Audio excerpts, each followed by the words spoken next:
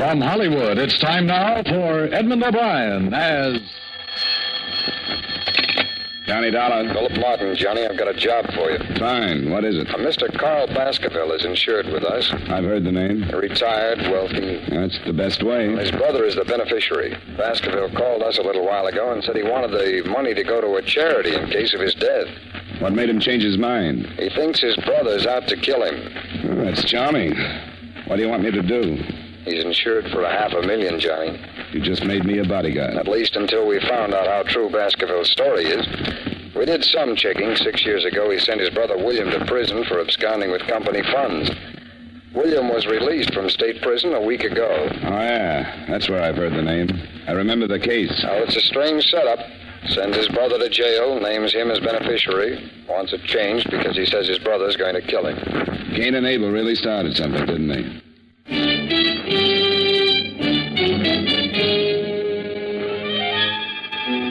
Edmund O'Brien in the transcribed adventure of the man with the action-packed expense account.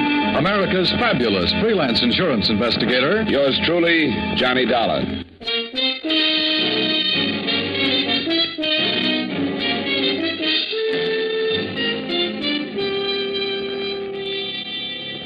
Expense account submitted by Special Investigator Johnny Dollar to Home Office, Columbia All Risk Insurance Company, Hartford, Connecticut. The following is an accounting of expenditures during my investigation of the Baskerville matter. Expense account item 1, 3887, train fare and incidentals between Hartford and New York, after receiving from you the necessary information concerning Mr. Carl Baskerville. Expense account item 2, 750, cab fare between Grand Central and Baskerville's home on Long Island. The house was set back from the road, hidden by tall trees, and surrounded by several acres of well-kept lawns and gardens. I walked up the long gravel path to the front door and knocked. I lit a cigarette and waited. The afternoon sun was warm on the back of my neck, and the air smelled of wet grass and bright flowers. Yes? I turned around to see the biggest man since Goliath. He was close to 7 feet and must have weighed in at about 280. He was nice-looking and wearing a well-cut blue suit, probably made from the best part of a tent. Can I do something for you? Bend over. I'm getting a stiff neck. I'm Johnny Dollar. I'm here representing... Oh, yes, Columbia All Risk. They called and said you were on your way. Come in. I'm Mr. Baskerville's personal secretary. Mr. Baskerville is expecting you. The big man led the way through the big house, through the big French doors that opened on the big garden. Carl Baskerville was sitting in a chair, feeding the birds. He was reaching his late 50s with the sour look of a man that didn't want to. And as he tossed the breadcrumbs out on the gravel walk, a big diamond on his little finger flashed in the sun. Mr. Baskerville. Oh, Collins. Who's that with you? The man from the insurance company. Pull up a chair and sit down, young man. Thanks. What's your name? Dollar, Johnny Dollar, Mr. Baskerville. It's your company called me, huh? I'm just feeding the little birds. Here, Birdy. Birdy! I've been doing it for some time now. Swell. What are you standing around for, Collins? I want to talk to Mr. Dollar in private. Oh, yes, sir. If you need me, I'll be in the study. I won't need you. Yes. How tall is he? 6 feet 9 inches. He's been with me for some time. I've been retired for 5 years, Mr. Dollar. I always wanted to spend my afternoons in the garden feeding the birds. I used to get up at 6 and go to work and have breakfast and look out of that window right over there. I used to see the little birds. I always said that someday I'd spend my afternoons out here feeding the little fella. Glad you made it. All right. Mr. Baskerville, I was sent here. I know why you were sent. Sit down. Mr. Dollar, I'm 57. I spent most of my life making money, making a success of myself. Success in terms of what you consider success. That's an interesting statement. How is it? Why do you say that? How do you know what I consider the norm of success? Isn't money important to you? Sure, it has to be. How important? Very, but not all important. Yes, sir. Well, what else is important to you, Mr. Dollar? A lot of things. Don't be evasive. Tell me something. A philosophy. Oh, philosophy. I see. What kind of a philosophy? Not taking people for granted. Oh, I see. Here, you feed the birds for a while. Go on. Makes you feel real good. Sure. Here, Birdy. Birdy. Oh, that's fine. Get a load of that one. He thinks he's a pheasant. Yes, he's a greedy one. He always does that. They're a lot like people, aren't they? I suppose you know about my brother, Mr. Dollar? William Baskerville worked for you 6 years ago. Supposedly took some company funds. Definitely took some. $100,000. Sent to state prison for 10 years. Was paroled last week after serving 6. You're insured with Columbia All Risk for $500,000, and your brother is the beneficiary. That is correct. Now you want to change. That is again correct. Want to tell me some more about your brother? No, your company's worried. Is that it? $500,000 worth. I suppose you consider it strange I'd send my brother to prison, then make him my beneficiary. I guess strange is a good word. I don't particularly care if you believe this or not, but I hated to prosecute my brother. But he was guilty, and it became more than just a family matter. There were stockholders to be considered, and his guilt was discovered before I could do anything. You're not through, young bird. I'm out of crumbs. Oh, here. Take some right here. Now feed that little fellow that for me. He's the timid one. He doesn't get as much as the others. You know, you're right about them being like people. The timid ones never get enough and generally fall by the wayside. You made your brother your beneficiary, and now you want to change it. Well, only as a precaution. With my money out of the way, perhaps William will think twice before he attempts anything foolish. I'm having my will changed, too. You see, I originally left my entire estate to him. What makes you think he might try? This letter. This way go. Okay. I spent 5 years knitting you, but I learned a trade. I used it drawing blueprints for your shroud. Poor William always did go for the dramatic. When'd you get this? I got it yesterday. It's the first I've heard from William since he went to prison. Well, we'll never get a Pulitzer Award. Yeah, William always did go in for the dramatic. Since boyhood, he's envied my get up and go. We never got along. And it was even too much for my poor mother. She died very young. Probably overworked from knitting straitjackets. What's that? Don't be flippant, young man. That was uncalled for. Yeah, I guess it was. And I have a strange habit of getting flippant when I get confused. I'm confused, Mr. Baskerville. Well, William is the last of the Baskervilles. Hothead, childish, weak, and insecure. But he's a Baskerville. If he kills me, he'll be caught. If he doesn't gain by my untimely death, he may reconsider. I still have hopes of a reconversion, so to speak. The regeneration of the Baskerville. If you will. Perhaps when he calms down and forgets his last 6 years, we'll talk. And then I plan on renaming him as my sole heir. Are you still confused, Mr. Dollar? You haven't contacted him? I told you didn't know where he was. Somebody out looking for him? Of course not. Why? Because I think somebody should be. If you're going to remove the temptation, it might be a good idea to inform William. How's he going to know he's been momentarily disinherited? Man? Yes, Mr. Baskerville? Well, I must admit... If you don't want to call the police, I'd suggest a private detective. Yes, but there's no telling how much time... It's better than feeding the birds. Can you think of anyone who might know where your brother is? Well, perhaps I can. There was a girl before William went to prison. I'm not even sure she's still in New York. What's her name? Carter. Virginia Carter. Lived someplace in the village. I only met her once 6 years ago. And hire yourself a good private detective in a hurry and tell him about this Virginia Carter. She might know where William is. Yeah, all right. In the meantime, I'd recommend that the change of beneficiary be hurried up. Oh, I'm getting tired. I'm tired. I'm going to finish feeding my birds. Sure. Good day, Mr. Dollar. Oh, here. I had a few crumbs left over. Oh, well, thanks. Hey, Birdy.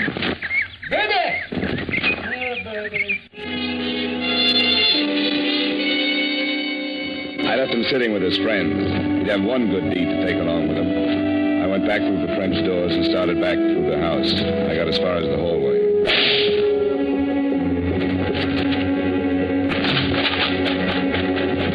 It's Baskerville. Oh, swell. He was sitting in the chair with a bullet hole just over his heart. His head was resting on his chest, and he still held the breadcrumbs in his hand. He seemed to be smiling like he knew he was going to be able to feed the birds for a long time. Mr. Baskerville! Mr. Baskerville! Good Lord. Where were you? What? Where were you?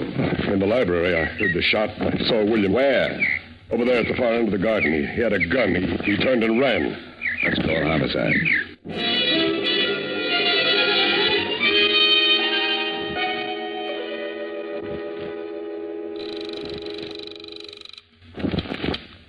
Renner's homicide. Lieutenant, this is Johnny Dollar. Well, hello. Haven't heard from you in a month. I've got a killing for you. Who? I'm out at the Baskerville estate. The Baskerville? He used to be Carl Baskerville. He was shot a few minutes ago in his garden. Oh, William did it. I saw William with a gun. What?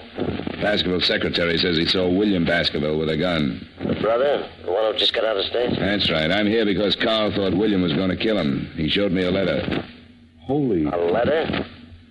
Get out here. I think I just made the mistake of my career. I shoved Collins aside and ran back out in the garden. Baskerville was still smiling, and things looked about the same. I went through his coat pockets and found what I was looking for. Nothing. The threatening letter from William was gone.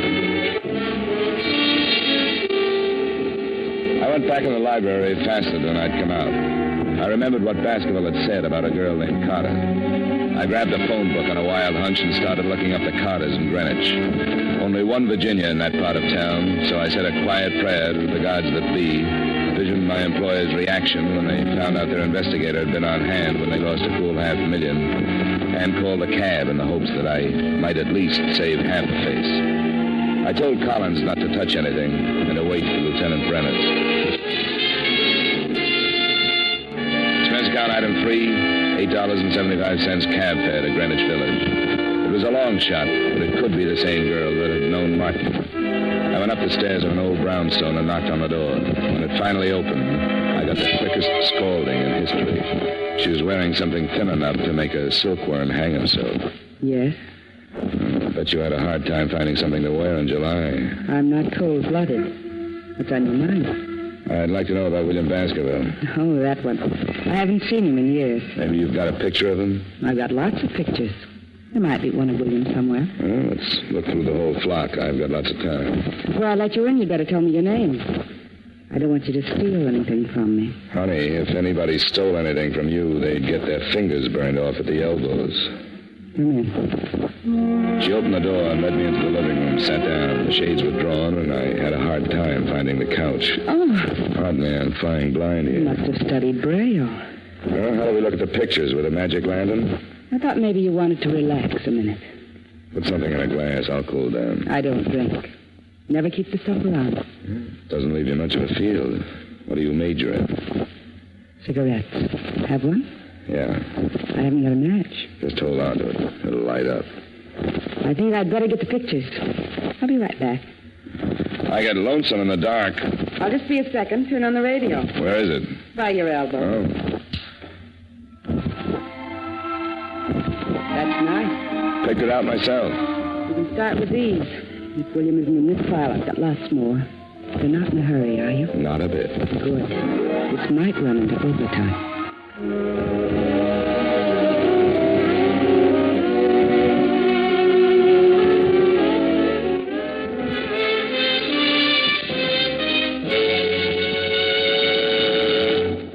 We will return you to yours truly, Johnny Dollar, in just a moment. Now with our star, Edmund O'Brien, we bring you the second act of yours truly, Johnny Dollar.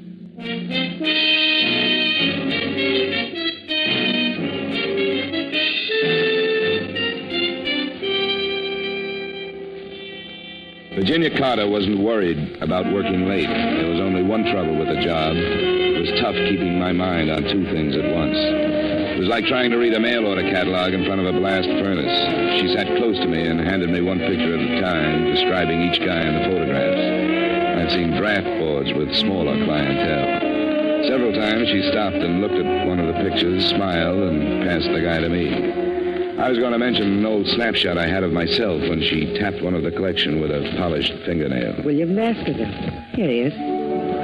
Figured to be sooner or later. How long ago was this taken? I couldn't say exactly, but I guess about 6 years. You should keep a file. William was a nice guy, had money. Showed me a good time. What else do you know about him?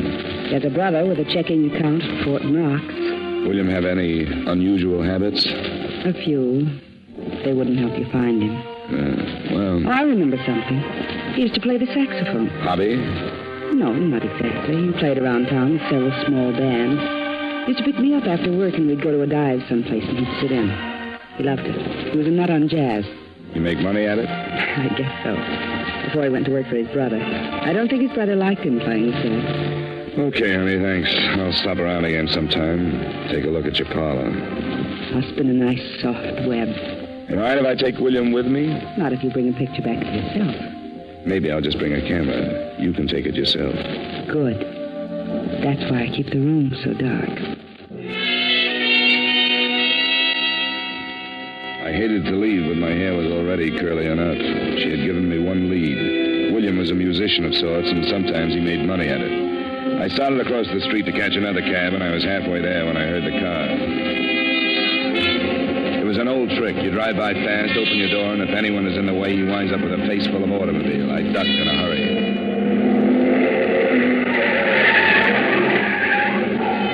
I picked myself up and thought about chasing it, but he was so far down the street I couldn't even get the license number.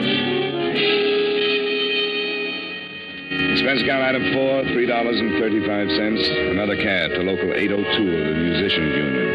I went in, and a little short guy with a twitch looked up at me from behind a big desk. Yeah, something I can do for you, Pops? That twitch? Yeah. Too much, Pop. Do you know William Baskerville plays sax? Has he got a card? He makes money. Well, if he ain't, he better have. See if he does. I'm an old friend. I'd like to get in touch with him. Between twitches, he found what I was looking for. William had just renewed his card. It didn't show a home address, but his mail was being sent to one of the swing joints on 52nd Street. I said thanks and left the little man in the middle of a twitch. Expense account item 5, $3.85. Still another cab to the address on 52nd Street. On a table, huh? I'm looking for William Baskerville. Baskerville? Plays the sax. Yeah, you'll have to ask one of the musicians. I don't pay no attention to the music. Tone deaf. Thanks.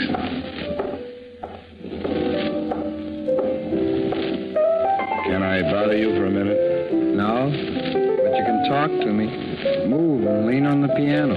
Know William Baskerville? Sure. He blows here. Where is he? He's off tonight. He got a phone call and took off. Why? I want to find him.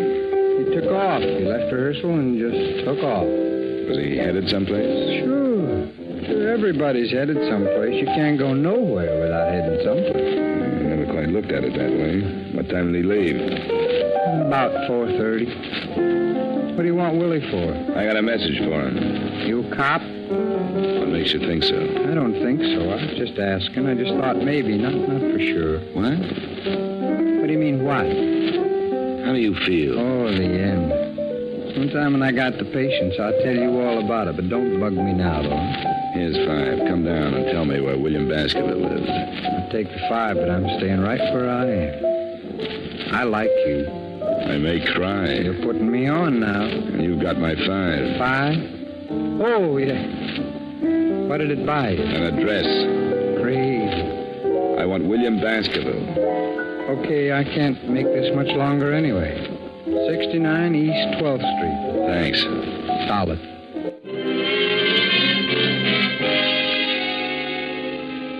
Expense account item 6, cab number 4, 75 cents to the home of Brother Baskerville. I climbed the stairs of a beat-up building and stopped at a door on the 3rd floor.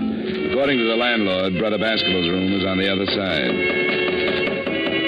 I tried my knuckles again and put my ear to the door. I couldn't figure it out at first. It was a strange sound, the light scraping like a rope over wood. I tried the door. I'd been right on both counts. It was rope and it was rubbing on wood. Because Brother Baskerville was making the sound effects, but he was doing it the hard way. He was on one end of the rope, hanging by his neck. He was turning slowly like a weather vane in a soft breeze. The chair was tipped over at his feet, and there was a phone on the table. I crossed to it and was about to call Lieutenant Brenner's when I looked at the dead man again, and my stomach jumped up and kicked my mind into high gear. I walked back to him and picked up the chair. What I saw threw the suicide theory right out of the window. If he had used the chair to stand on, he would have still needed a ladder just to tie the rope to the rafters. I've seen a couple of guys that hang themselves, but never one that jumped 4 feet in the air to do it. I shoved the chair under him just to make sure. He cleared it by a good foot.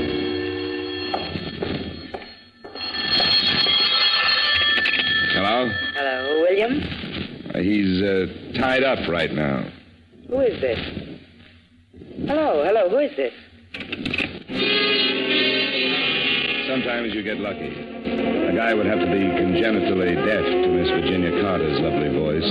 She'd been lying when she told me she didn't know where William lived, and I just have a natural aversion to lying women, especially when they're mixed up in a murder.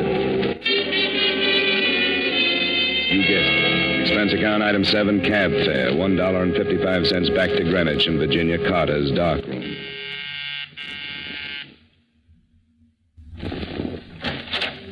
Well, Mr. Dollar, did you bring your camera? We'll play spin the bottle some other time. How'd you know my name? Why, you gave it to me this afternoon. You're a bad liar. I'm coming in. Oh, now, wait a minute. I'm expecting someone. If it's who I think it is, you better hide all the rope in the house. Now move it. Oh, You heard from Collins yet? I don't know what you're talking about. Only 2 people have lied to me today, you and Collins. You told me you didn't know where William lived, and you called him 10 minutes ago. Collins said he saw William standing in the garden with a gun, and a musician told me William didn't leave rehearsal until 4:30. I didn't leave the Baskerville home until 4. Get out of here. I don't know anybody named Collins. Okay, but Collins just killed William Baskerville. Oh, no. Oh, yes. He strangled him first and then stood on a chair and hung the body to a rafter. How do you know it was Collins? Because he forgot he's a foot taller than most guys. He gave William a boost, but he left him hanging too high. Wait a minute. He just left William waiting for oxygen. You didn't say anything about killing William. I want to get out of this mess. And slow down and tell me everything you know. Well, I met him with William. William introduced me to him one night. After William went to prison, I started seeing Collins, and he told me that he'd been in some kind of a deal with William. They'd stolen some money, and that was why William went to prison. He went up and was supposed to split with Collins when he got out. So William came back and wanted his share, and Collins killed him, huh? I didn't know he was going to kill him. He forged some kind of a letter so that it would look like it came from Martin. That's where the letter figured. He was going to kill Carl Baskerville and blame it on William. He didn't say anything about killing anybody. He killed him and stole the letter. Looked like William had killed him and taken the letter to hide the motive. Listen, Mr. Dollar. Collins must have come in through the kitchen and started shooting. She went down like a diver with a bends and died on her face. He was trying for me when I jumped to one side and knocked over the only light burning in the room. He came close, but the flash of his gun gave him away, and I threw enough lead to fill a sink. Collins stumbled back into the kitchen, but he was dragging. I heard him drop, and I moved in after him. The moonlight slanted down through one of the windows and splashed out on the hard floor. He was lying in it, on his back, like he wanted to get that far anyway. You'd better give it up, Collins. Forget it. No reason to kill you now. Before you close your eyes, tell me something. All right. It won't take too long. Why didn't you go out and get William yourself? Why wait until I found him? Didn't take the chance. I knew the old man would have somebody. Start looking sooner or later. I killed him in the garden because I knew you'd make a good witness. Probably go looking for Virginia after he told you about her. You called her and told her to tell me everything she knew. That's right. Wanted you to find him, so it looked like a suicide. You nearly got away with it. You just forgot how tall you were when you hanged William. You tried to run me down? No. Just wanted to scare you. Make you think it was William. I'll call an ambulance. No, I got 3 of them. Should be right enough. Too nice a night to die. Yeah, not a cloud in the sky. It's a beautiful night. Yeah. Well, I can't use it. But I'll give it to you.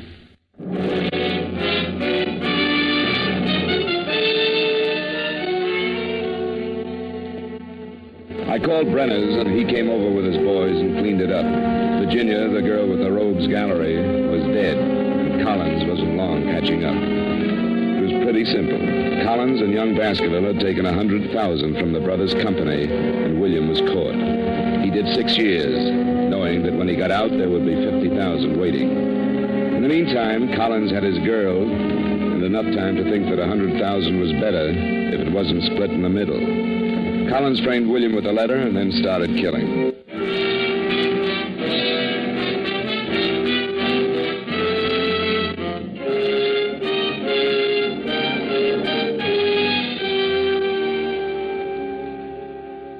Expense account item 8, $23.45 dinner and incidentals covering the rest of the night up till the bars close. Expense account item 9, $10, a massage and steam bath. Item 10, another cab to Grand Central, 65 cents. Item 11, $38.55 train fare and incidentals back to Hartford. Expense account total, $137.27. Comments? Murder isn't so bad. A ride in any New York cab makes a killing look like a Sunday school taffy pull. Yours truly, Johnny Dollar.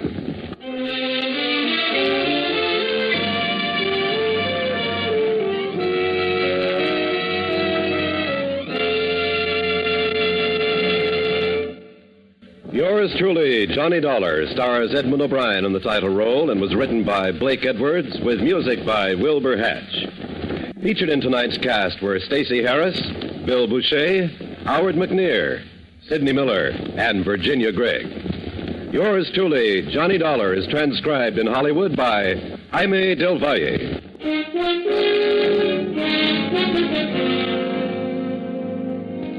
This is Dan Cumberly inviting you to join us next week at this time when Edmund O'Brien returns as... Yours truly, Johnny Dollar.